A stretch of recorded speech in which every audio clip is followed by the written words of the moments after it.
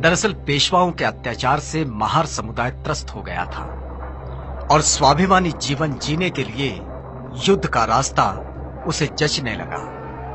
अब British army का वो हिस्सा थे और पेशवा के आह्वान से चिंगारी और भड़की। जैसे बाबा साहब डॉक्टर अम्बेडकर कहते हैं, जहां सहन शक्ति खत्म हो जाती है वहीं क्रांति का जन्म होता है। महारों ने सदियों से चले आ रहे अपने अपमान का बदला लेने पेशवाई के खिलाफ युद्ध का बिगुल फूंका और आधुनिक भारत में समतामूलक समाज निर्माण के नए इतिहास पर्व की शुरुआत हुई। भीमा नदी के किनारे बसे कोरे गांव की ये बात है। 1 जनवरी 1818। ये मुंबई के 19वीं सदी के शुरुआत की बात है। भारत के अछूत जातियों में से एक जाति महार, जिसके खिलाफ पेशवाओं ने मार्शल लॉ लगाया था कि इनके कमर में झाड़ू और गले में मटका बांध दिया जाए। दरअसल ये अशोक काल में हुई ब्राह्मणों की निर्भत्सना का नागवंशियों के खिलाफ प्रतिशोध था। वैसे तो महार जाति अपनी वीरता के लिए प्रसिद्ध थी, लेकिन जब संसाधन ही छीन लिए जाते हैं तो कोई भी विकलांग हो सकता है।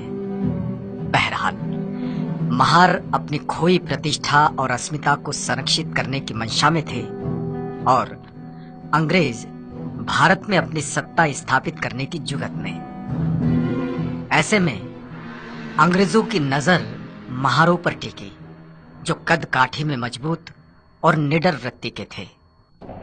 अंग्रेजों ने ब्रिटिश भारत की सेना में महारों के लिए दरवाजे खोल दिए और उन्हें फौजी शिक्षा भी दी।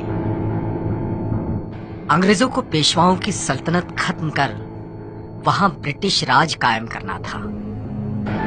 तैयारी शुरू हुई पेशवाओं पर आक्रमण करने की। महारों के सरदार सेनापति सिद्धनाथ के कानों पर यह खबर पड़ी तो वे स्वयं बाजीराव पेशवा से मिलने गए। पेशवा बाजीराव से सिद्धनाथ ने कहा, अंग्रेजों की तरफ से लड़ने की हम अछूतों की कोई इच्छा नहीं और यह हमें पसंद भी नहीं। यदि हम तुम्हारी ओर से लड़कर अंग्रेजों को यहां से भगा दें और यदि हम ऐसा कर लें तो तुम्हारे राज्य में, तुम्हारी सेना में हमारा स्थान क्या होगा। पेशवा बाजीराव ने सिद्धनाथ के इस प्रस्ताव की अवहेलना की और कहा, सुई की नोक पर थर्राते हुए ठहरे धूल के कण जितना स्थान भी तुम महारों के लिए हमारे पास नहीं है। तुम लोग हमारे पैरों की धूल हो और वही बने रहोगे। चतुर्वर्ण व्यवस्था ने तुम महारों के लिए जो नियम बनाए हैं उनमें थोड़ा भी बदलाव नहीं होगा। तुम नीच हो, नीच ही रहोगे। पेशवा के जवाब से सिद्धनाथ ठिठुर गए। उनका खून खौलने लगा और वे गरज पड़े, हम आज तक तुम्हारे अन्याय अत्याचार सहते रहे, लेकिन अब तुमने स्वयं ही अपनी मृत्यु रेखा खींच ली है। महारों ने शस्त्र उठा लिए हैं। अब ये उच्च वर्णीय मगरूरी मिट्टी में मिल जाएगी।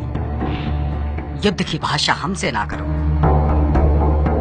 इसी माटी में जन्म हुआ है हमारा और यहीं पले बढ़े हैं हम। इस मिट्टी की लाज अब ना लुटेगी।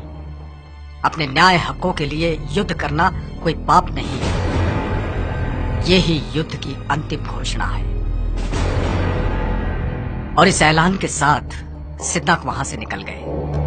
दरअसल पेशवाओं के अत्याचार से महार समुदाय त्रस्त हो गया था और स्वाभिमानी जीवन जीने के लिए युद्ध का रास्ता उसे जचने लगा।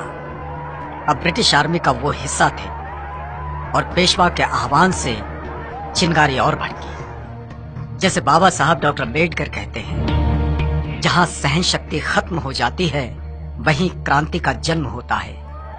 महारों ने सदियों से चले आ रहे अपने अपमान का बदला लेने पेशवाई के खिलाफ युद्ध का बिगुल फूंका और आधुनिक भारत में समतामूलक समाज निर्माण के नए इतिहास पर्व की शुरुआत हुई।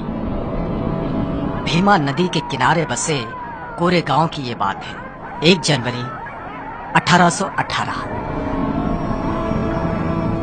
मुंबई के नेटिव इन्फेंट्री के 500 जवान, जो सभी महार जाति से थे, 250 घुड़सवार और 2 तोपें, कैप्टन स्टॉटन का नेतृत्व, और सामने पेशवा के 25,000 से भी ज्यादा पैदल सैनिक और 3,000 घुड़सवार।